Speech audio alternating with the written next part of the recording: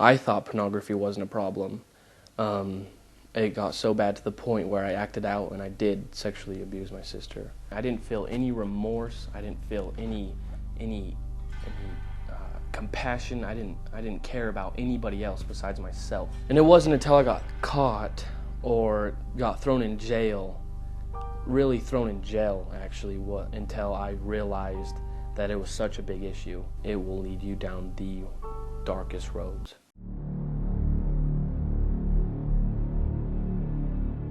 First time I can remember, I was pretty young. I had a friend, he showed me the stuff on his computer. And he showed me how to view it and stuff, and show how to look up certain things and what words to type in the computer. I think we were 10.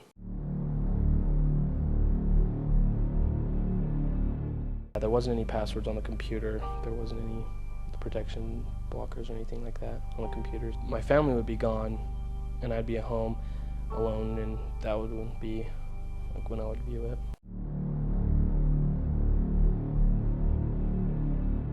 Gradually got worse and worse, so I got more curious. Feeling pretty sneaky about it. Got away with masturbation. I liked the feeling, and it didn't necessarily, I knew it was wrong, but I knew that I could get away with it. I didn't really have any remorse. I didn't have any feelings of who I was hurting or what I was affecting or what habits I was creating.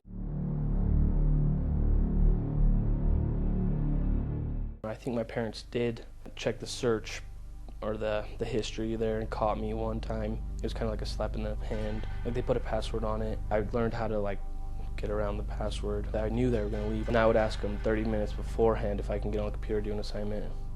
And then I would go on there, and the computer was set to go on password when the screensaver went on. So I would change it so the screensaver wouldn't go on.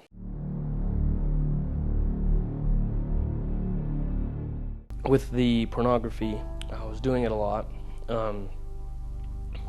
It became where I wanted to try it out. I wanted to see how it felt on a person. I wanted to see, what it was like. It escalated so badly to where I was alone, and I was babysitting actually, and then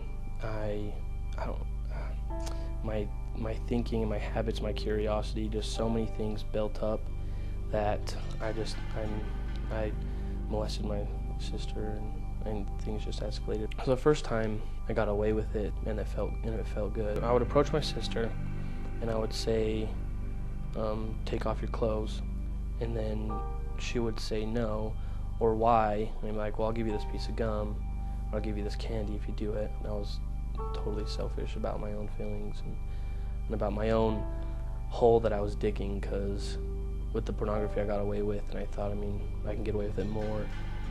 With the manipulation and the justification, I felt like I was able to have her do those things for me. At the beginning it wasn't very common, but it did escalate to about the end of the year, probably around an incident every week or 2 weeks. Even after how many times I acted out, still didn't feel any remorse. At that point in my life, to 11 to 14, there was no one I really thought about more than myself.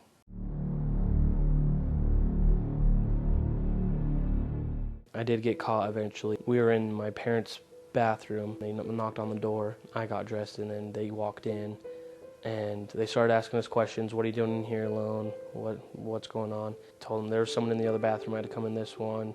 She was in here, and just lies and lies. And then they asked her, and she came out, said, this stuff has been happening. And she told them it had been happening for a while. And they came and questioned me again, and I admitted to it. I didn't know that it was that big of a deal. I was really naive. They told our church leader about it and let me know that he would have to get the cops involved. They had me go through some evaluations to see, how, what my thought process were, how, basically to gauge how much help I needed. I can still remember getting locked up that last day in court. My verdict was to go down to the group home. Seeing the look on my parents' face was just horrifying. And I will never forget the look in my parents' faces as they took me from that courtroom, and the pain and the anguish in their faces just tore my heart, just completely just tore me up inside.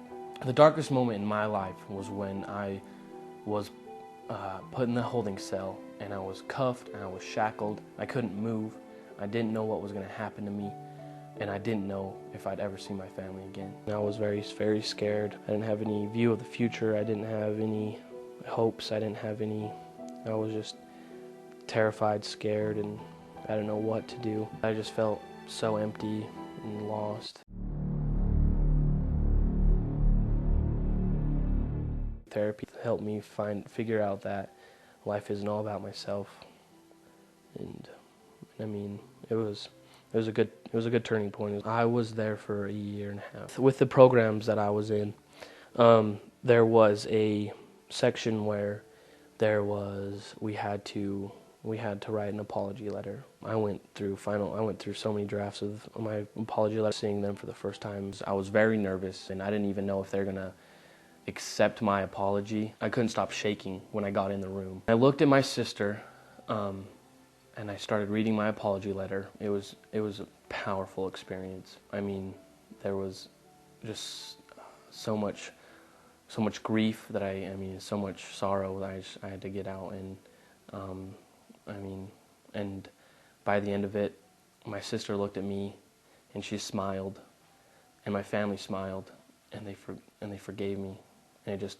lifted this weight off of my shoulders, and I just felt so much relief and so much happiness at that point that I haven't felt before that in a long time.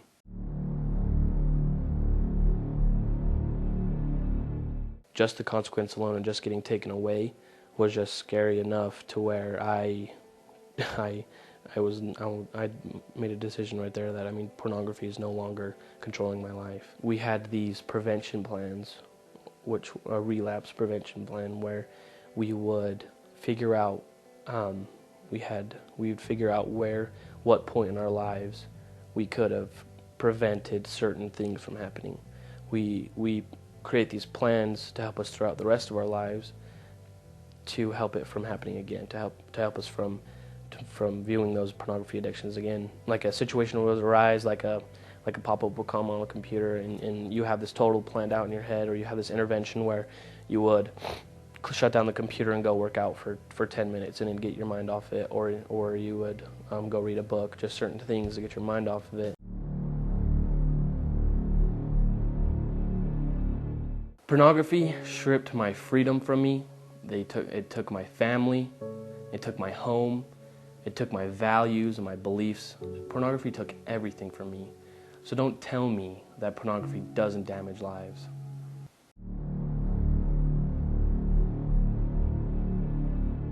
I was only a kid when I viewed pornography. I was 10, I was little. How can those things be accessible to little ones of that age when guns are locked up until you're 21? You can't access those, you can't access anything else.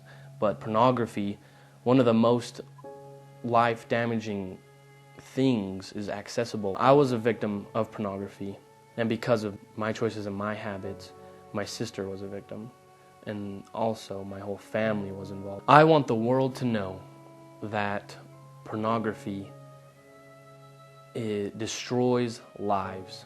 Parents, please talk to your kids, get involved in their lives. Don't be afraid to open up about pornography and let them know that that is bad. My attitude is now, it's improved a lot. Because of these plans that I've made, because of the habits I've made. The addiction isn't there anymore. The thoughts aren't there anymore. So my life now, with these plans I've made, with the habits that I've created, and the people that I've surrounded me with, it's been really great. I'm just a lot happier person.